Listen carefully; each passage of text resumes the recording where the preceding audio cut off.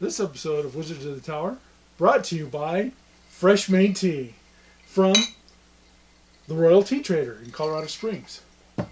Thanks. Not a sponsor. But necessary. Welcome to Wizards of the Tower. Roleplay. And in this episode, side plots, mini quests, and adventure boards.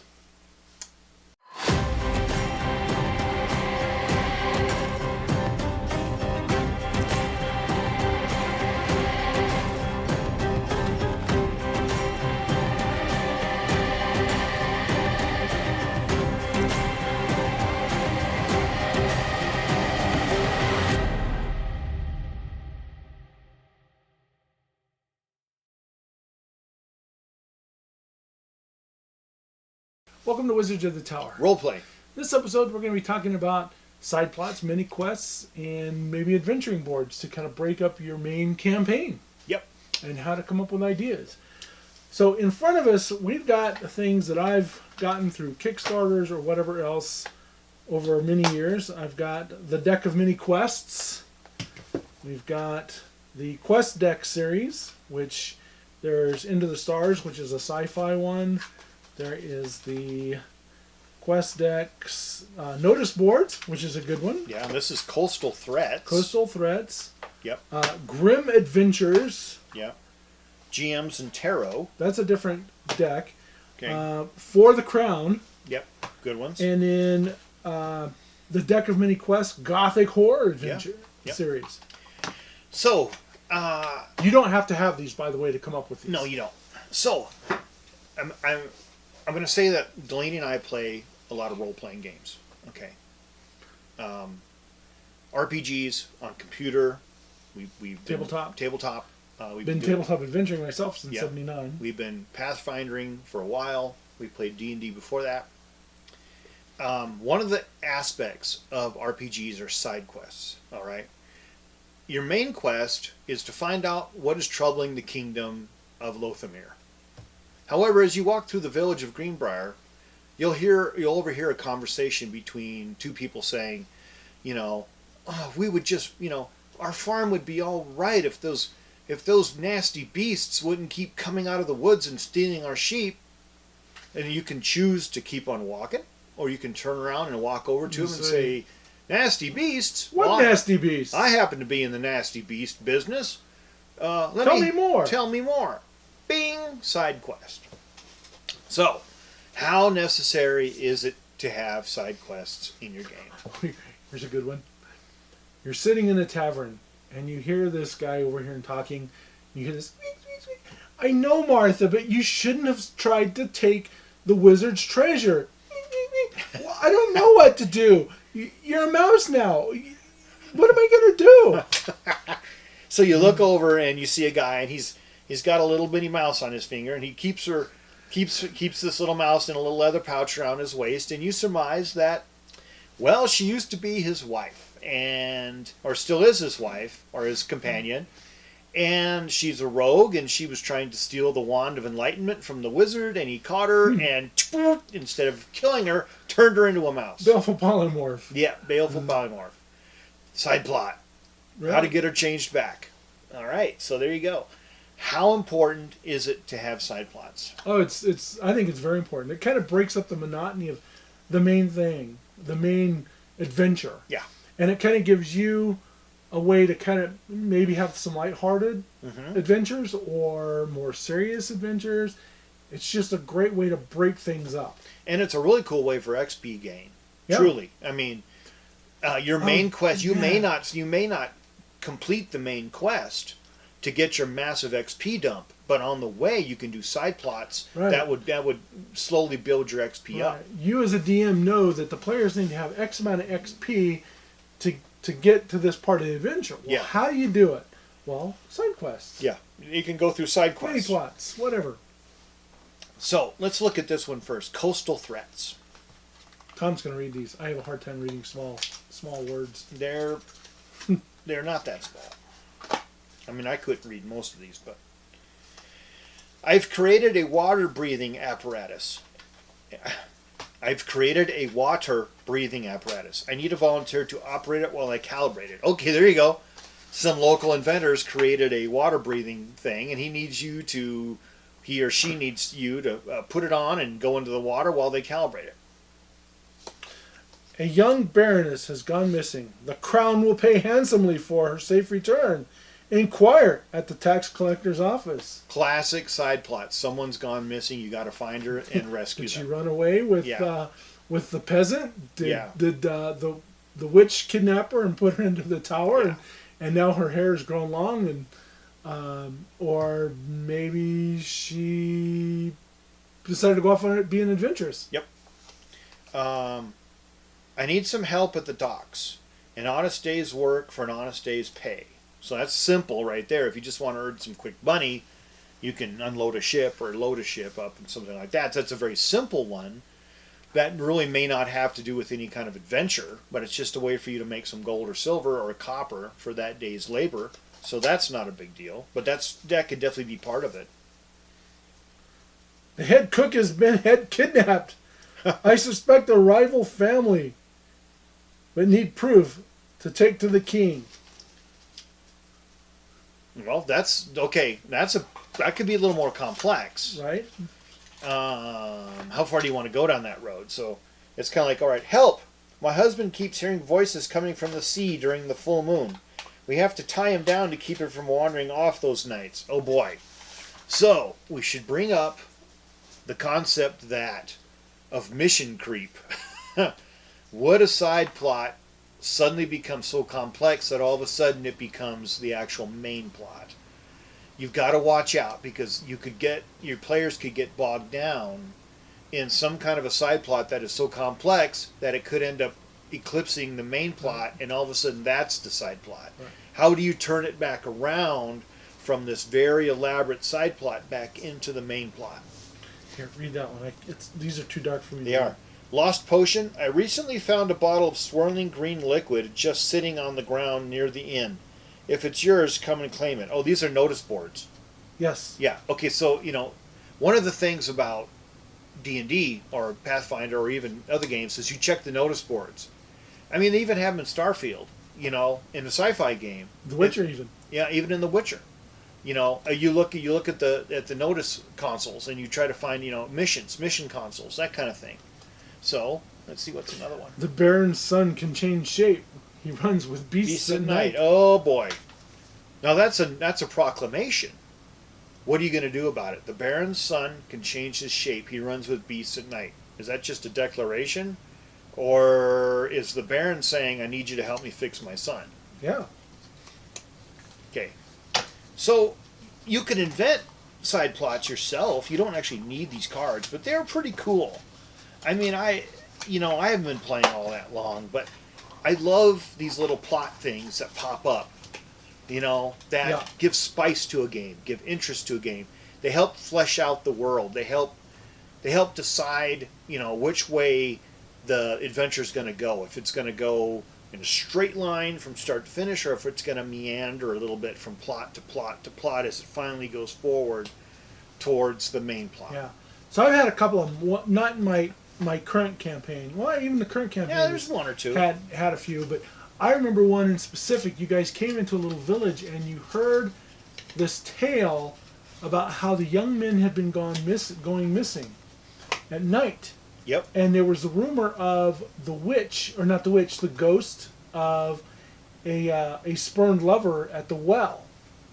And when they really started getting into it, they found that it was a hag who was taking upon this rumor of this ghost, and she would appear as this beautiful young person and take these young men and eat them. I remember that. That was the Hag of the Well. Yeah. That was in danger of becoming a main quest because it was very involved, and we had a player die trying to fulfill that quest, and one almost die. So that was in danger of becoming the main quest. Now, it was one of the better side quests we played because it was very elaborate and it was very magic heavy. And you can decide whether you want to have a side quest that has something to do with magic, whether it's just someone going to earn some quick money, you're going to go and fight some bandits, something on that sort, or it's going to become something where at the end everyone's going to walk away with some magic loot. Yeah. You know, how complex do you want it to be? There was another. Well, there multiple ones in that one. There was the haunted house. Yeah. The Baron had bought this house and he found out it was haunted, and he needed somebody to clear it out. That was cool because it was a haunted house, a real terrible. Yeah. I think it was a murder house, wasn't it? Yes, somebody had been murdered there. Yeah, and the ghost was still lingering, and they were an angry ghost, and people could not go in that place, and it was dangerous. I mean, we had a little bit of magic, but we didn't have an arcanist. I don't think did. We have a cleric. You had your mesmerist. We had a mesmerist, which was very magical, but it wasn't like a healer. I think we had a healer though, Right. or a partial healer. We had a midwife or something. I can't remember. I remember the mesmerist and. Yeah. But And I then- remember it being very difficult for us to resolve that because we didn't actually have an arcanist. Yeah, there was another one which I'm going to give a spoiler on, but there was they had heard rumors of a beast killing cattle at night, and they were in this town, and the town caught fire one night. Somebody started a fire, and everybody was running around crazy, and they left the town. They just bailed on the town, and as they were leaving, they got jumped by 2 owlbears. Oh. But the real culprit of it was the Baron was a werewolf, Oh. which you never. That was a spoiler, because we never finished. You guys went past that adventure. Oh, we know. Oh, it's right. We barely got out of town. I remember Because of the that. fire, yeah. Because of the fire, we barely escaped with our lives. Yeah. Okay. Yeah, somebody had burned the town. Yeah. I think somebody in a party even had started the fire and Yeah. burned the town Wow. down. Yeah. That was complex, and really cool. Yeah. So they had these 2 stories of beasts tearing things apart. Well, Yeah. people thought, when they ran into the owlbears, they thought it was, it's the owlbear. It was really a werewolf that was ravaging the area. So, what sort of place does your side quest take in your main quest? Yeah. Is it just going to be part? Is it going to be a way for someone to gather XP and loot items like armor and weapons? Or try to find a hoard somewhere with some gold so that you can buy stuff? Or is it going to be a way to develop and flesh out your characters as you keep traveling on the road towards the main quest? Or even so much of side quests, mini quests, side plots being the whole campaign, Yeah. which can be a whole fun thing in itself. I think a lot of long-term campaigns end up kind of being like that. Yeah. You know, they sort of end up being just a lot of side quests because people, they just want to have adventures and fun. So here's one. To anyone that finds this note, don't follow the lights into the swamp. Don't follow the lights. That's a warning. So here's some that you put things together. So take the sword. Got the sword. Read what the sword says. The king is dying of a rare disease. His apothecary is in need of a special ingredient in order to make a cure. It comes from the heart of a blank creature gathered in the light of the full moon. Creature. Earth elementals determined to create a new mountain range which would devastate a populated area. Okay, and then The dainty little cup will keep its liquid contents warm indefinitely. Teacup of warming. yeah, A rare ingredient, an elemental. So there's 3 plots like that right there. you put those 3 together. Yeah. You can combine them. So what would you need? The king is dying of a rare disease. His apothecary is in need of a special ingredient in order to make a cure. The heart of an earth elemental, gathered in the light of the full moon and brewed in a dainty little teacup, will keep its liquid contents warm indefinitely. Yeah. You could create a whole storyline right there. And then it's sort of like, okay, do we really need this side quest to become the main quest? Because that's in danger already of becoming the main quest. So I would like to know, and it would be great if people could comment more on this. Do you formulate, when you come up with a campaign, do you formulate a big quest and then allow side quests in? Or do they crop up, or do you try to give them to people for XP? Like sometimes people get bored. They get bored in a game because nothing's happening. They can't find the cave entrance, and no matter what, they blow some bad rolls or something, and they can't defeat the Lord. What do? Do you just have them try it again until they till they stop, or do you have them just, do your players just give up because they're bored? Or do you give them a few side quests to keep them interested in the game, some combat side quests to make things exciting? I personally, like in the current campaign that I'm running, I had an overall arc of what I wanted, and I started off with the adventure. Yeah. And I had the beginning, the middle, and the end. And then, as they were going, I decided, well, let's throw out a few extra things to keep them occupied, because going from A to B spot, well, there's nothing happening. So let's make something happen. Let's give them a little excitement. Yeah.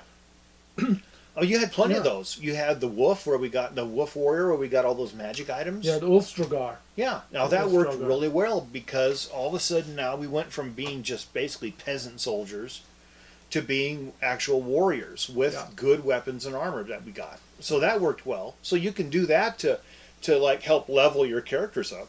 Right. There was the Drogar that had been uncovered, and somebody had I think it was Bugbears had stole a magic item off him. Yeah, that's right. He'd become, his cave had been uncovered, and the Bugbears had stolen an item from him. Yeah.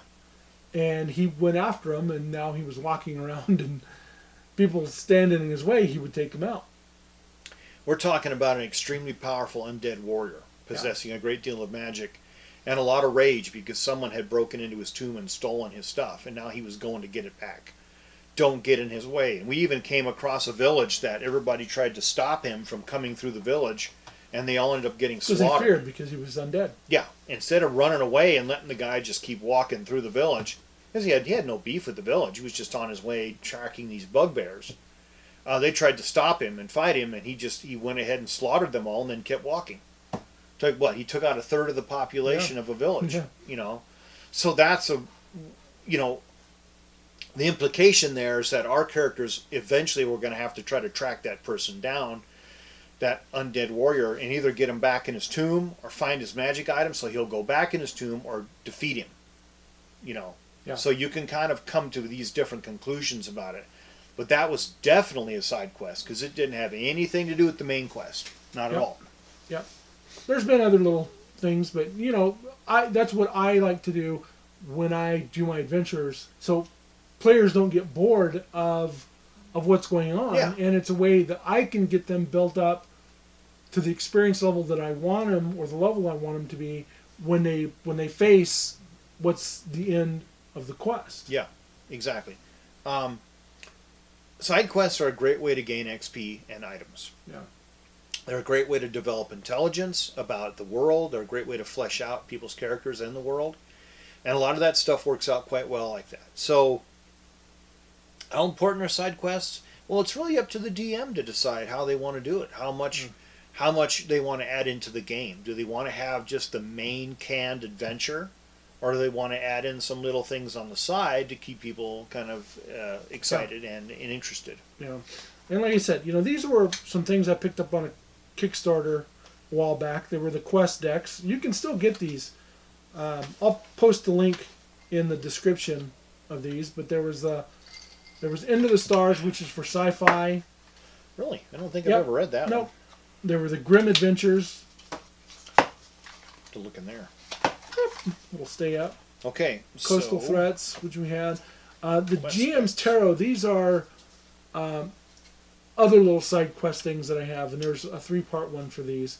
I don't look at these very often because my eyes can't hardly read them.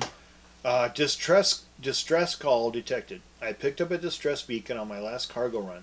Didn't have time to answer, but I'm hoping someone out there will. That's pretty obvious. There are echoes on every frequency. Old signals long degraded, shouting incomplete partial coordinates. No other communications can get through. Help us find and eliminate the source of these messages. Ghost spotted in the western woods. Ooh. Every night I see the same specter traveling the forest. Please put the soul to rest. Rapidly dividing creatures overrunning our base. Need a cleanup crew. ASAP. My brother was killed unjustly, and he's returned from the grave. Problem is, he's blaming me. Oh boy. Asteroid miner needs support. High compensation to anyone willing to lend a hand at our next meeting. Okay, so there's one of those there's one of those sort of side quests where you're going to make money, or it's not necessarily adventuresome. You might just end up doing a bunch of work. So children have been disappearing at night. We are sure a coven of hags is gathered in the forest. Please help us. So isn't that kind of always like a main trope? Somebody's disappearing at night, and you got to go find them. I mean, that's been in plot lines of movies, books. Hansel and Gretel. Yeah, I mean, it's kind of one of those common tropes that you see and hear a lot of. I know it's kind of a cool way to form these side quest stories. You can take common myths that we have today, that of the unknown, that of disappearing people, that of missing people, that of blame and revenge, and you can use them and kind of transfer it to a kind of a fantasy setting. Yeah.